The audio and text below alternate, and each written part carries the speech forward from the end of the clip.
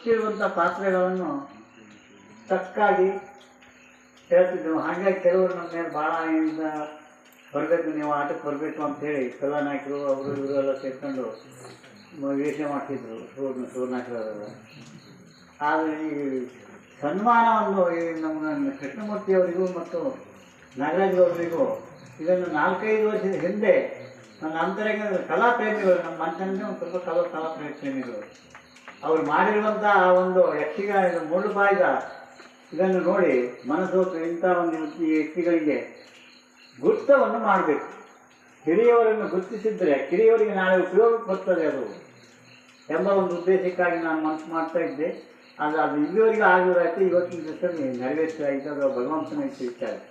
ಆದರೆ ಲಕ್ಷ್ಮಣ ನಾಯ್ಕರು ಮತ್ತು ರಾಮಕೃಷ್ಣ ನಾಯ್ಕರು ಅವರು ಈಗ ಈ ಆಟದ ಮೇಳವನ್ನು ನಡೆಸ್ತಾ ಇದ್ರೂ ಸಹಿತವಾಗಿ ನಮ್ಮಲ್ಲೇ ಅವರ ಸಹಕಾರ ಅವರಿಗೆ ತುಂಬ ಇದೆ. ಅದೆಲ್ಲ ಭಗವದ್ ಅನುಗ್ರಹ ಅಂತ ನಾವು ತಿಳ್ಕೊಳ್ಬೇಕು. ಯಾಕೆ ಅಂತ ಹೇಳಿದರೆ ಹೊಸಳ್ಳಿಯವರಿಗೂ ಬೇಡ್ಕಣಿಯವರಿಗೂ ಹಿಂದಲ್ಲ, ಇದು 3ನೇ ಸಲ ಈಗ ನಡೀತಾ ಇರೋದು. ಕರಿಮಠದ ಕಥೆಗಳನ್ನೆಲ್ಲ ಹಿರಿಯವರು ಮಾಡ್ತಾ ಇದ್ರು. ಯಾರು? ಚೆನ್ನನಾಯ್ಕ ಮತ್ತು ಚೆನ್ನನಾಯ್ಕ ಇವರೆಲ್ಲ ಹಿಂದಿನ ಕಾಲದಲ್ಲಿ ಮುಳ್ಳುಪಾಯವನ್ನು ಕಲಿತಿದ್ರು. ಆ ಹಿರಿಯವರ ಮುಖಾಂತರವಾಗಿ ಆ ನಂತರ ನಮ್ಮಣ್ಣನ ಅದಕ್ಕೆ ತಯಾರಾಗ ಅವನ ಹೆಸರೇ ಆಟಗ್ರಾಮಣ್ಣ ಅಂತೇಳಿ ಅದ್ಬಿಟ್ಟು ಹಿರಿಯವ ಸ್ಥಾನವಿದೆ. ಹಿರಿಯವರು ತಾವೆಷ್ಟೇ ಮಾಡ್ತಾರೆ ಅಂತ ಹೇಳಿದ್ರು, ಪರಿಪರಿಯ ವೇದಶಾಸ್ತ್ರವನ್ನು ಓದಿದರೂ ವ್ಯರ್ಥ ಬದುಕಿತು. ಗುರುವಿನ ಗುಲಾಮನಾಗುವ ತನಕ ದೊರೆಯದನ್ನ ಮುಖ್ಯ ಅಂತ ಹೇಳುವ ಹಾಗೆ ಹಿರಿಯವರ ಆಶೀರ್ವಾದ ಬೇಕು.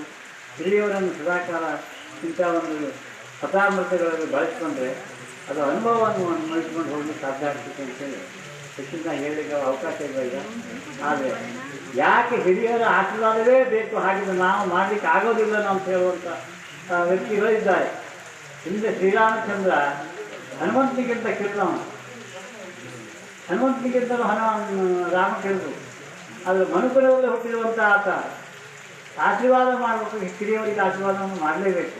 ಆದರೆ ಹನುಮಂತನಿಗೆ ಆಶೀರ್ವಾದ ಮಾಡಲಿಕ್ಕಾಗಲ್ಲ. ಕರುಣೆಯನ್ನು ಇಟ್ಟ ಹೋಗಿರುವಂಥ ಕಾರ್ಯವನ್ನು ಜಯಿಸ್ಕೊಂಡು ಬರಲಿ ಅಂತೇಳಿ. ಆವಾಗ ಹನುಮಂತ ಹಿರಿಯವರು ಯಾರ್ಯಾರಿದ್ದಾರೆ ನಮ್ಮ ಸಂಘದಲ್ಲಿ ಅಂತ ಯೋಚನೆ ಮಾಡ್ತಾನೆ. ಜಾಂಬವ ಹಿರಿಯ ಸಿಗ್ತಾನೆ.